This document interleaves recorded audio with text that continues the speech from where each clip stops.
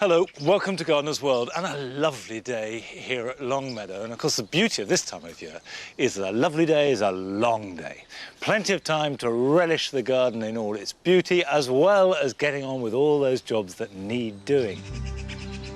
Today I'm sharing tips on how to grow delicious herbs for the kitchen, as well as protecting my strawberries, so that we get to enjoy them before the birds eat the lot.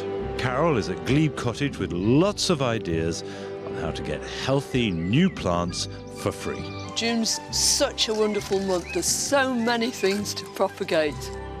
And I visit one of the most famous gardens in the world, Claude Monet's garden at Giverny in France.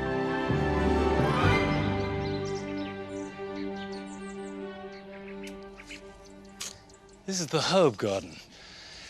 It's a good spot because it's near the back door, and really we want herbs for kitchen use. So it's not a big collection, it's got nothing unusual or curious. It's simply what works for us in the kitchen. So we want lots of them, and we want them fresh and available for as much of the year as possible, and we want it to look good. Until a few weeks ago, we had Portuguese laurels in here. There were 4, one in each of the beds. I've taken them out for 2 reasons. One, because they weren't really happy, and also because they were shading the plants. And I want full sun if possible. I'm adding grit in to fundamentally improve drainage and impoverish the soil a bit further. Because if the goodness is too much, one, you get too much lush growth, and you don't get the flavours from the herbs. And 2, they're much less hardy. There's no reason why we can't get a really good, strong rosemary bush in the middle. One of the advantages of letting herbs grow big is you can be generous with them. It's a real treat. If you're always restricted to thinking of herbs as something you just have a pinch of, or a sprinkle, or a few little chopped bits, it doesn't unleash the potential that you can get from growing them. I like great bunches of herbs. And you can have them in pots, you can have them filling a room with scent, as well as cooking with them. So we'll pop this in here, good drainage, and then, with a bit of luck, it'll grow to be a healthy plant. I say luck because they don't like cold, wet winters, and we do get them here. I always feel that herbs don't get the attention that they deserve, because although the resurgence of veg growing is fantastic, and, you know, keep it going, I hope there's much more, actually, more people grow herbs than vegetables. You can grow herbs on a pot on a windowsill, you can grow it in your garden, you can have a dedicated herb garden, or you can just have a patch of herbs. They're really important. Now, I've got mint here, and there are 3 types of mint I really like to grow. This is peppermint, which is the best for mint tea. I've got spearmint, which is really good for cooking, and apple mint, which is by far and away the best mint for new potatoes.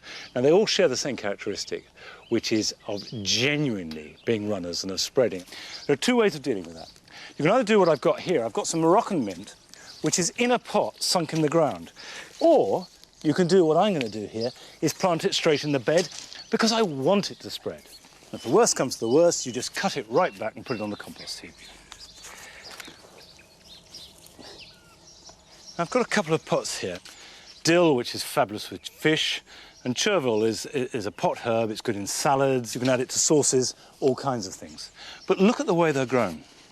You've got a mass of plants in there. But no one plant will ever get very big. You'll get very little dill from this pot.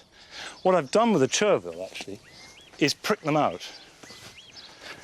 So you can see I just did this a couple of days ago, and already they've doubled in size almost. So I've got there 30 good plants that I'll plant out in a week or 2. And each one will give me almost as much as the whole of that pot. There's a pretty good range of herbs that grow well in these sunny, relatively poor soil conditions of this herb garden. But there are a few that need a bit more specialist treatment.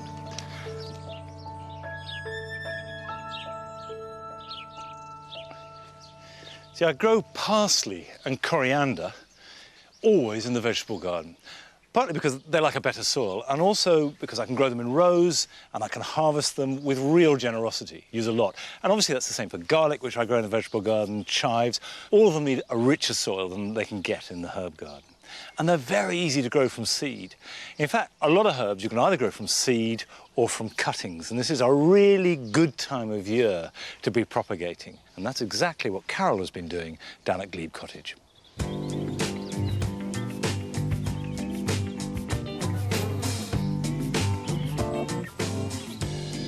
Although there's quite a long period of time during the growing season when you can take cuttings, every plant has its optimum time. But as far as this elder goes, now's the perfect moment.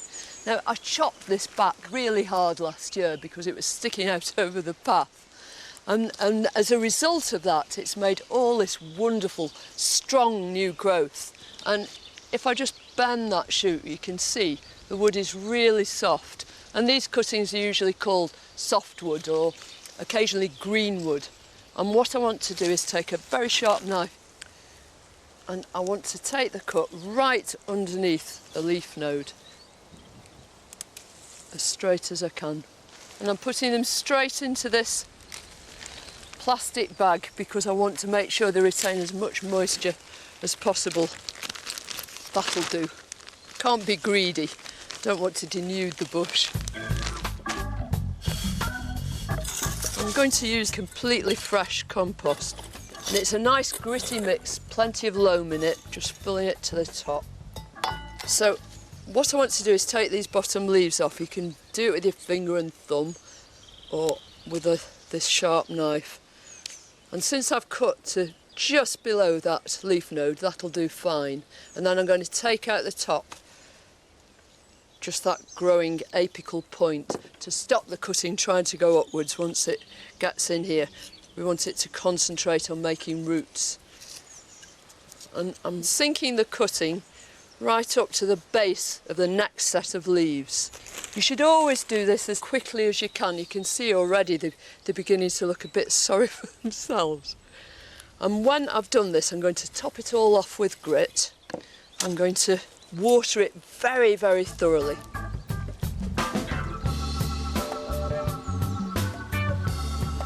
There are masses of plants that you can take cuttings from right now. You can make more plants from woody climbers like honeysuckle. Go for short, robust shoots without flowers and pull them away from the main stem with a little heel.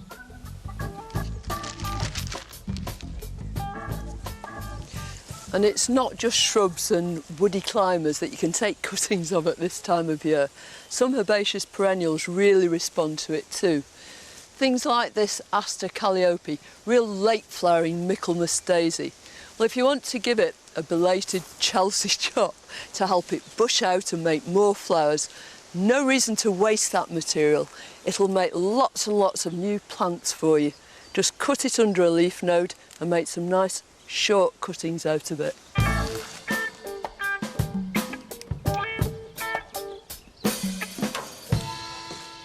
Well, that's all of them in here, safe and sound. Good place this, because although there's plenty of light, no direct sunlight gets on here. These alders are looking a bit sorry for themselves. They've wilted, but you'd expect them to do that because after all, they're softwood cuttings. So I'm just going to, every time I go past, I'm going to give them a little spray over. I'll do that with all the cuttings. And they'll soon regain their former selves and start standing up for themselves proudly. I love growing plants from cuttings. But if you want lots of plants, you can't beat growing them from seed. I've been noticing all sorts of plants around the garden that are very, very special. And they're just coming to the end of their flowering. So I want to make a note of them and mark them, then I don't miss collecting their seed.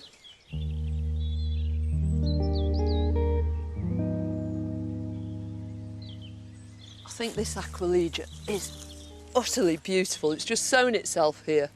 What I love about it is these sort of clematis flowers. It's got no spurs and it's already made these fat, lusty seed pods. It's such a really special plant. I'd love to have more of it. So I'm just going to identify it by tying a piece of ribbon, a nice neat bow, and then I'm going to stick a bit of the same ribbon into my notebook and put a very simple description beside it. Well, I've been marking plants since early in the year. And I started with my hellebores, some of which I pollinated. And now is the time to harvest the fruits of my labour. Now, the trick about doing this is to make sure you collect them before they disperse themselves. Now, a few people are allergic to hellebores, so you'd have to wear gloves if you were doing this, but I've done it so many times, I know I'm not. And these pods have got to be fat and fecund like that. And then just pop the pods and out should tumble these dark, dark seeds. Whether it's cuttings or seeds, June's such a wonderful month. There's so many things to propagate. And of course, this is just the start of it.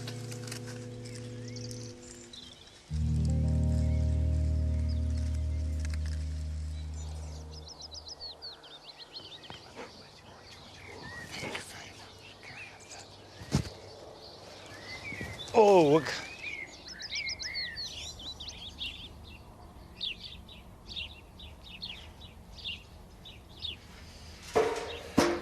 Right. By the way, herbs, particularly the shrubby ones, propagate brilliantly from cuttings.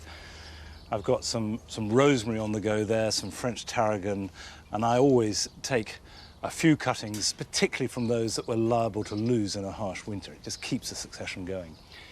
But what I'm doing here is planting up a container because herbs grow very well in containers. I've got a lovely old copper bowl, drilled some holes in the bottom, and that makes a stylish but very adaptable container for growing any herbs. But what I'm choosing to do is restrict them to Mediterranean herbs. And if you are growing them in a container, you do need to be clear about which group you want to, because if you have something like thyme here, it's not going to share the same growing conditions as, say, parsley or lovage. And the beauty of Mediterranean herbs is that they need very poor, thin soil, so it's very easy to replicate that in a relatively small container. So I'll put some crocks in the bottom. It's a pot graveyard. That will help drainage. And I've got some grit. That goes on there, and the main thing that's going to do is stop it sitting on water. And then we'll put some peat-free compost, just break it down a little, and then add grit. And I'm going to add all this grit. So it's 50-50. Half grit, half compost. I'm planting a selection of familiar herbs. Rosemary, 2 types of thyme, sage, and wild marjoram. Now, so far, so familiar. Most people have heard of these plants. This is French tarragon. And the key thing about French tarragon is not to confuse it with Russian tarragon. French tarragon tastes fantastic, especially with chicken. Russian tarragon doesn't taste very good at all, and they look practically identical. And the real difference between the plants is French tarragon is not hardy. It will not survive frost below a degree or 2, whereas Russian tarragon is a lot tougher. So if your tarragon has survived last winter, it's definitely Russian, not French, and quite frankly, no use to you in the kitchen. This is winter savoury, and it's a really magical herb because not only is it a good pot herb, i.e. you just add it to soups and stews, but it's also medically really powerful and is a calmative, it's an antiseptic, and in medieval times was really, really important. So I'll put that in there. And already we've got a good cross-section of Mediterranean herbs. I'm going to finish it with some summer savoury. Summer savoury is an annual, but the key thing about it is it's a digestive and is nearly always used with beans. It's perfect as an aid to digestion with beans, which can be a little tricky from time to time.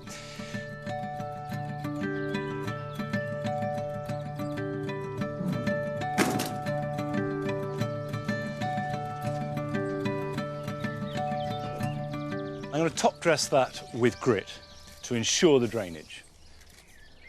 And the place to put it is in maximum sunshine. It cannot be too hot or too exposed. That's a good collection, they look good. And each one of them is going to work really well in the kitchen all summer long.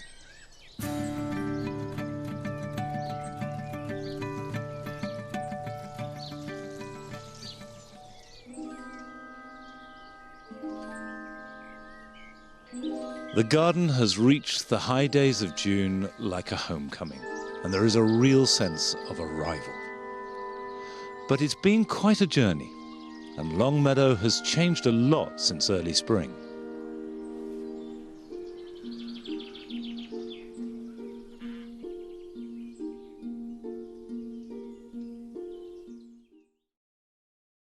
One of the small pleasures of gardening is just walking around every day and noticing the little changes. But actually this part of the garden has hit a big seasonal change, because in spring we have crocus and narcissi, and we planted a whole load of fritillaries, but all trace of them has gone. And what we have now is not so much a wildflower meadow as just overgrown lawn. And I think it looks fantastic. You've got clovers and buttercups and grasses and nothing fancy, nothing special. But the insects love it. I love the way it looks. It has a kind of freshness and looseness. And also, it's no trouble. Just cut a strip down the middle, leave the rest to grow, and it looks good. And then in about a month's time, when it's looking a bit tired, cut the whole lot, and it reverts to lawn again and is mown weekly. Now, the one place you wouldn't find this kind of gardening is in Claude Monet's garden in France, Giverny. Now, that world-famous garden is really a hymn to the power of colour. Monet was an obsessive gardener, and all that obsession was directed towards the intensity of colour from plants. And I went along there the other day because there's a new head gardener, the first one for 35 years. And it turns out that he's an Englishman.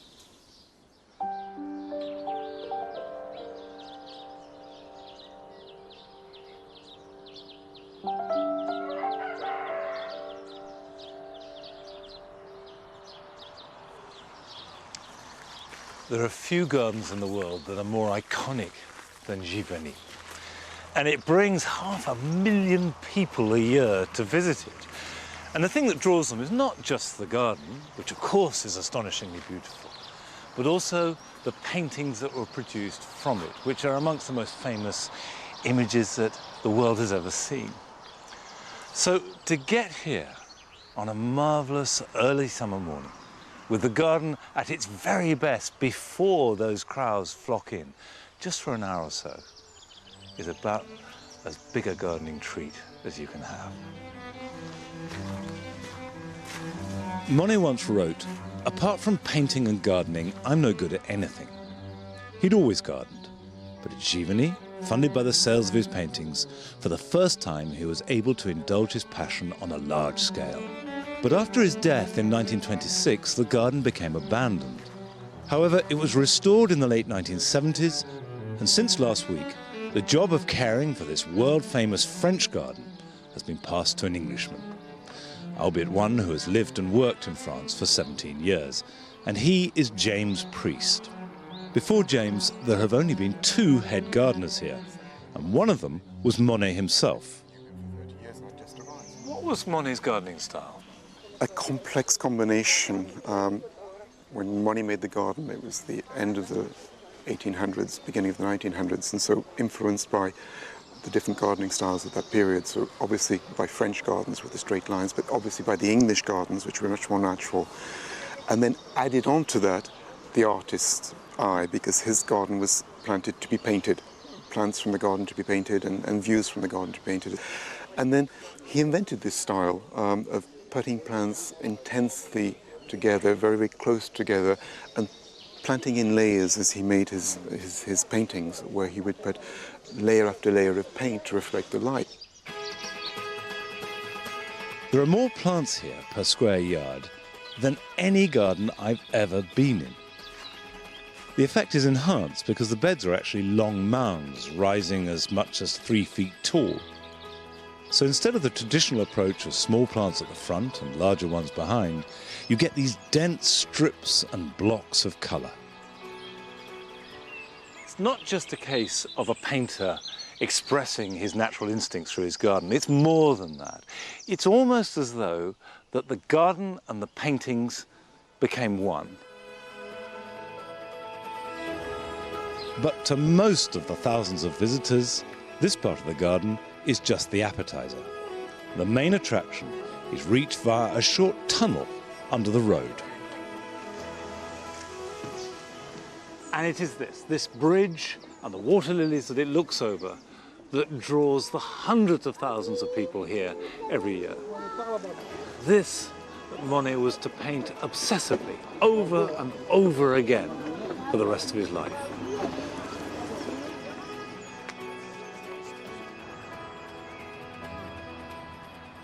What is it that the public expect or even demand from this garden? I think that the garden has a special place in everybody's minds and everybody's imagination. And so everybody has a picture or a painting of Monet somewhere in their home, in their lives. And so it's trying to reflect the images that people have of Monet.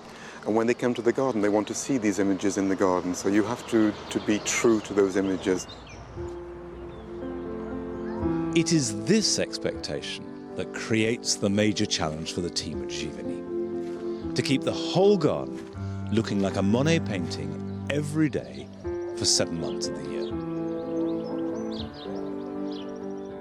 How do you keep a garden that is based upon such a strong historical past alive and growing?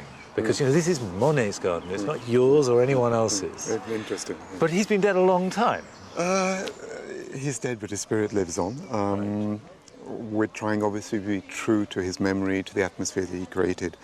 But at the same time, yes, gardens do move on, plants change. So many of the plants that were available in Monet's time aren't available today. And so there's a story that 75% of the plants in the garden today weren't around in Monet's time. But we're always trying to select those plants that feel right in Monet's time. Keeping Monet's creation looking this way requires far more plants than can be grown within the walls of the original, relatively small garden.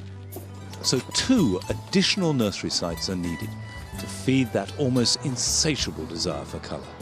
But does James feel he'll be able to express his own creativity in the garden? To be guided by Monet, try to get inside his skin, and at the same time, obviously, to do what I feel is best for the garden. That's a wonderful experience.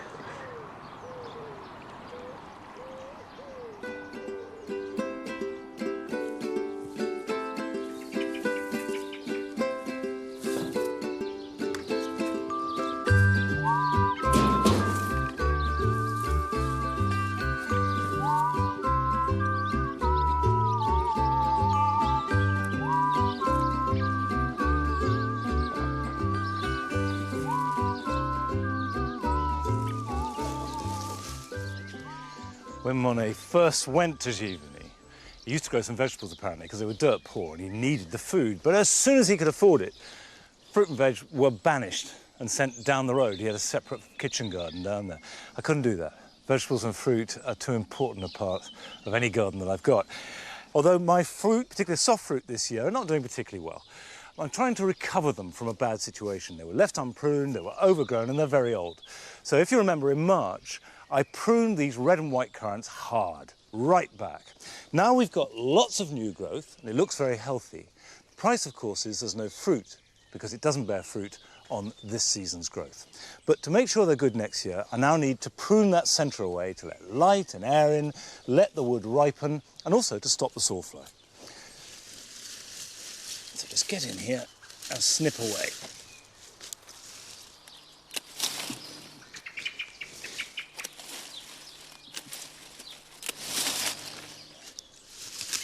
And if you remember, when you're pruning fruit bushes, you want a bowl, a goblet shape, so it's completely open in the middle. Well, it just lets the light and air in. Now, I must stop, because although I've got the rest to do, I came here to do the strawberries, and I've been distracted. Story of my gardening life. And what I want to do to the strawberries is to protect the fruit. As the fruits ripen, they get splashed by mud, they get eaten by slugs, and they need a bit of protection. And of course, the birds get them too. Now, one of the easiest ways to protect them is to buy these pads that look like old record covers, and you just slip them round the strawberry like that. And it means that the fruit can sit on that, and it's not on the soil, and if it rains, it's not going to get all dirty. But the conventional way was to use straw and just spread it around the fruit in a layer. It's a bit messy, but that's okay. Right, just like this. It means that the red fruits nestle on the golden straw. So the next stage is to protect it from birds, particularly blackbirds. Blackbirds love a strawberry, and they're not fussy about it being fully ripe. As soon as there's any red, they're in there. I've put up some stakes, and the net needs to be a fine enough mesh to stop a hungry young blackbird. So make sure you've got a net big enough to go down the sides, leaving no gaps at the bottom, and be really taut on the top. You don't want any bird tangled in the net. Right, that should keep even the most strawberry-loving blackbird at bay. So that's done, and I must this weekend finish pruning those bushes and not leave them. And here are some other things that you can be getting on with this weekend. It's never a waste of time to get down on your knees and do some hand weeding. It means that you can go through individual seedlings and judge them on their merit. As well as removing obvious weeds, you can thin and select plants that you want to keep but are in the wrong place. For example, I've got a patch of Onopotum seedlings here, which if left will become a dense invasive thicket. But by moving some and discarding others, I can keep it looking good but also get extra plants for free. If, like me, you sowed your sweet peas in spring and planted them out about a month ago, they'll now be growing strongly but not yet producing flowers, which they should do in about a month's time. However, it is important to keep tying them in to some support. That way, they'll grow upright and strong, and you'll be able to see the flowers very clearly when they're produced.